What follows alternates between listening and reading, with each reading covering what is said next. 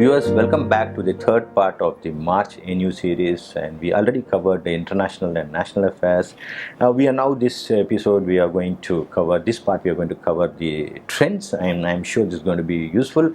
So this part is going to be very useful to entrepreneurs because you'll be able to see what are the trends that are playing out in the country and how your business can have an learning from here, and maybe you'll be able to use certain trends that you are noticing here to put to better use of leveraging your business and creating a much better economic situation for the country.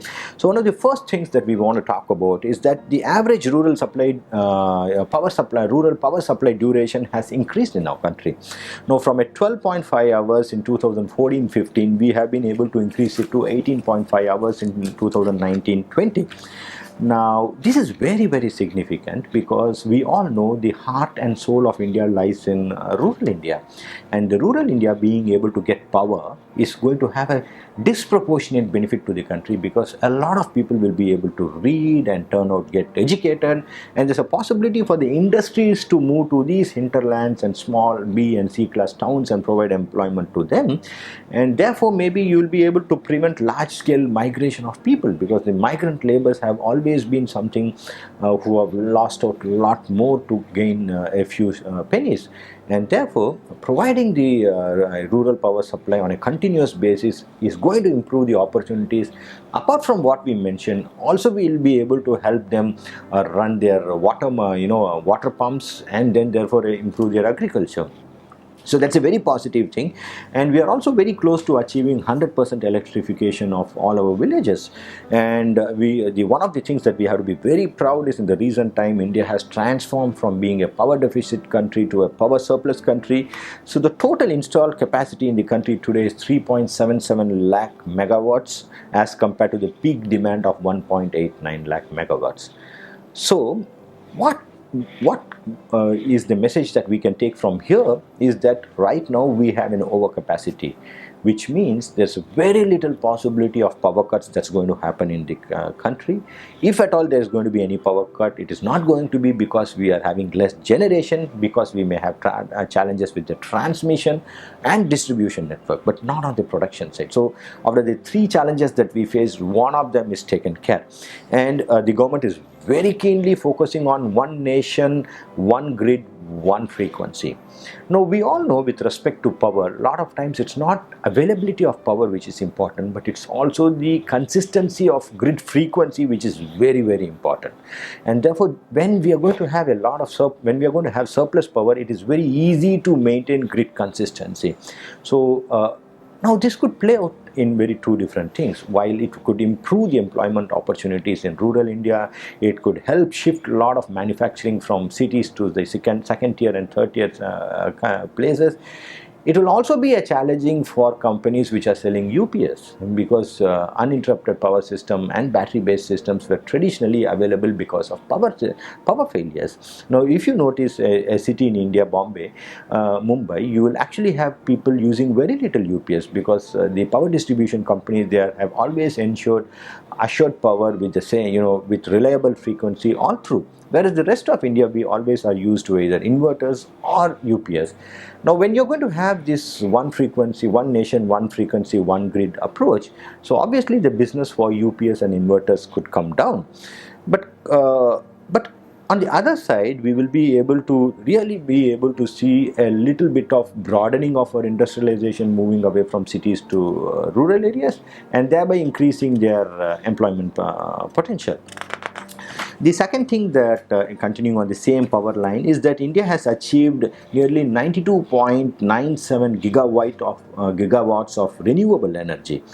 And interestingly, another 50 gigawatts is under various stages of implementation, and another 27 gigawatts are under various stages of bidding. Now, what is this going to do? This is going to have a significant impact on the way we work in our country with respect to power supply. Now, we all know that the cost of power that we are going to get from the renewable energy, now whether it's going to be wind power or solar, has almost come down to as low as 2 rupees per unit, which means that there's a very bright possibility, there's a very high possibility that the power rates are not going to be increased in the country for quite some time, number one. Number two, because the cost of acquisition of power is going to come down, has already come down significantly, and it's expected to remain low, and the sale of power is going to be still at 4.5, 6 and 8 rupees. The state electricity boards are going to have a lot more margin, and therefore maybe the payment that they are giving to vendors will improve, the health of the electricity boards will improve, because so far the electricity boards have been bleeding because of the free power supply, which has been part of the election manifestos, and the governments have not been, the political bosses have not been compensating the state electricity boards for the manifesto promises that they have been given, whereas ideally it should have been funded from the state exchequer, but it's still the electricity boards which have been funding these things. So free power to farmers, while it's helping the farmers, it's actually bleeding the electricity boards. So now this cost of acquiring this renewable energy at a lower price and still maintaining the same sale price is actually going to increase the margin for electricity boards. So that's one very positive thing that's going to happen.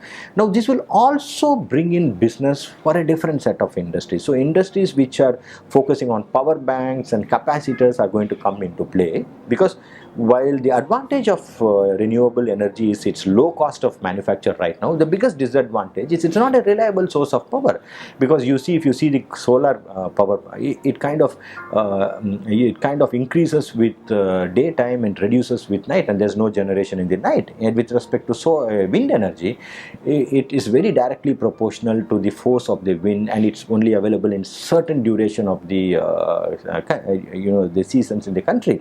And because they are so unpredictable and unreliable with respect to the production, storage mechanisms are going to, people who are in the business of storing are going to really benefit, and I think that's where the next big opportunity is going to lie.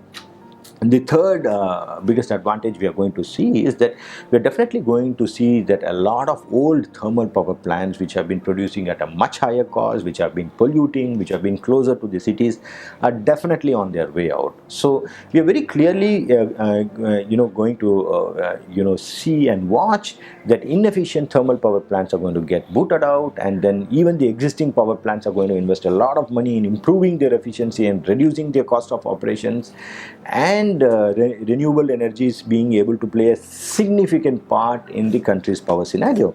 The third aspect, which is also something that we all need to be happy, is that the India's raw silk production has increased 35% in the last 6 years.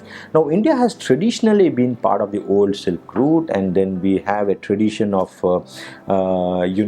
expertise in silk, and all our women look so lovely in the silk sarees. So one of the sericulture has also been a major employer of people. So the people who have been employed in sericulture because of the silk production has actually increased from 70 lakhs to 90 lakhs, and this is a plant which is very well suited for Indian conditions. So wherever we have a climatic conditions ranging from 23 to 28 degrees Celsius is a very ideal place to grow the mulberry plants, which basically is the leaves of which is where the caterpillars actually thrive on, and then they leave a cocoon from which the silk is extracted.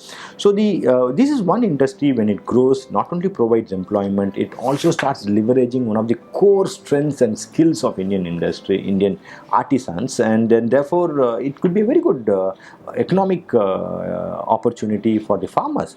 So this could also be, mulberry plants could also be used as one of the intercropping plants in these areas, and therefore this particular initiative is a good thing that's happening in the country. The another significant development that's very important, and is a trend that we have to notice, is one of the leading steel makers has reported a 18% growth in crude steel production. Now, this actually very clearly points to economic recovery, that's for sure. There has been the downside has been that there has been a price increase, and therefore it's going to have its impact on automobile industries and engineering industry for sure. And it also points out that this economic recovery has started, actually it has resulted, not points out, it actually has resulted in many of the steel companies starting to announce their capacity expansion plans.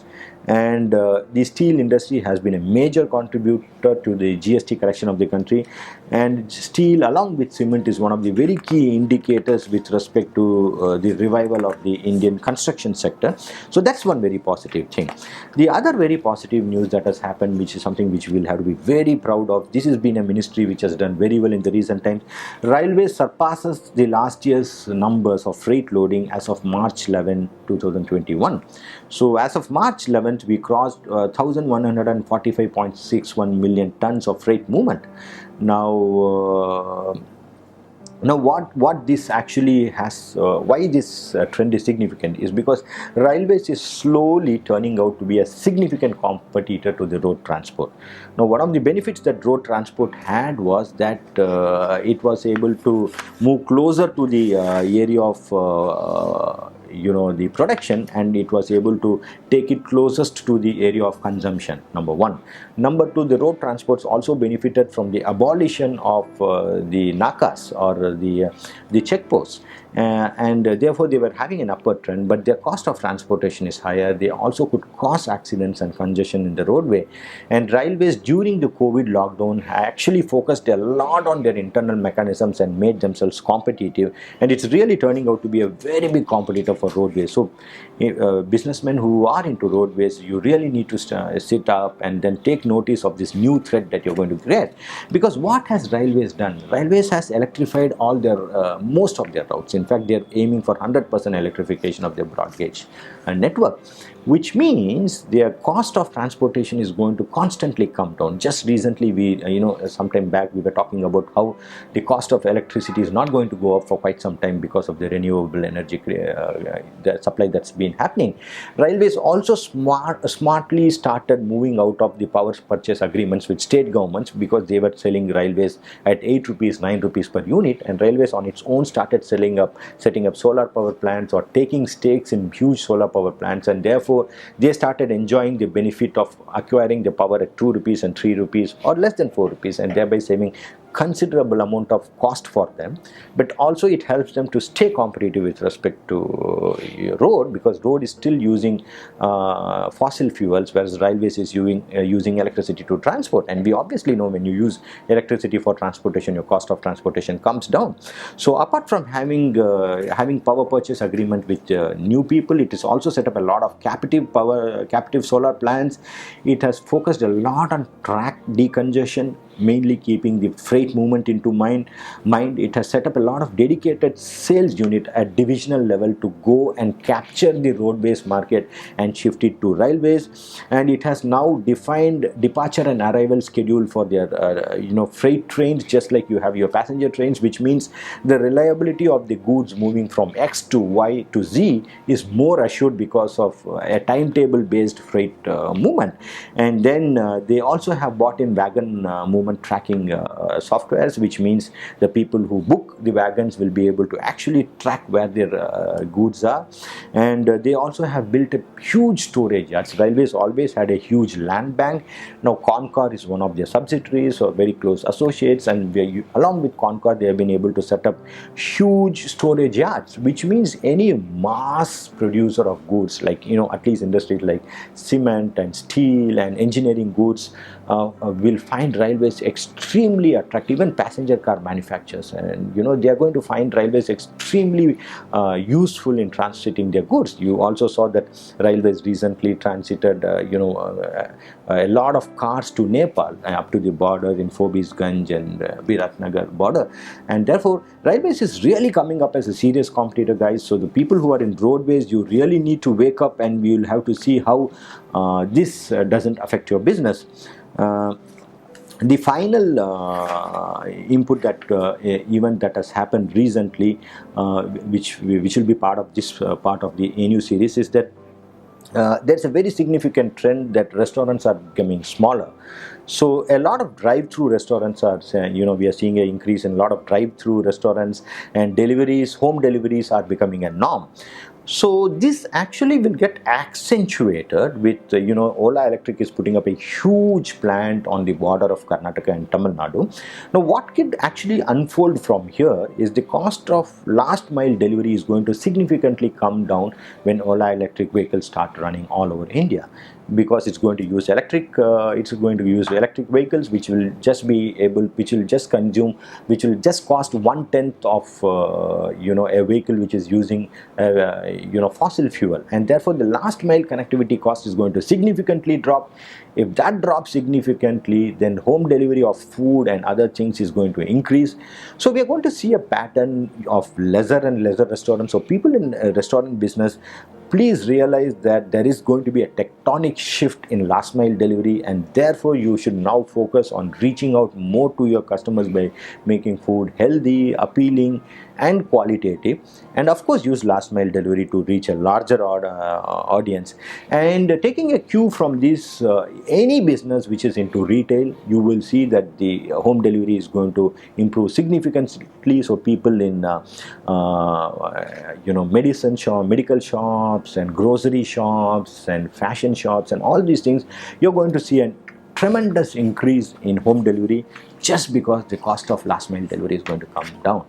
Viewers, please stay connected. In the next part, we are going to continue with the trends and see how it's going to impact your business. Use this knowledge to improve your business. Thank you, viewers, for all your encouragement. Stay connected. Thank you.